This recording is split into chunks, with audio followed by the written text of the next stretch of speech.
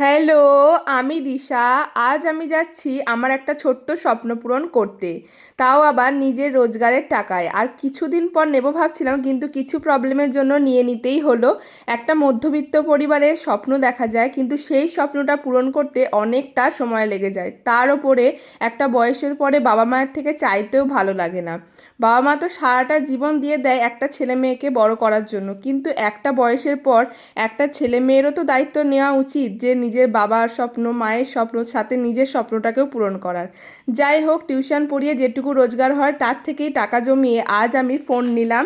আমি নিয়েছি Oppo Reno 14, যেটা আমার ব্লগের জন্য খুবই দরকার ছিল। আর আজ আমি খুবই খুশি, নিজের টাকায় এতদিনে আমার একটা কিছু জিনিস হলো। এবার থেকে আরও ভালো কোয়ালিটির ভিডিও তোমাদের সাথে শেয়ার করতে পারবো।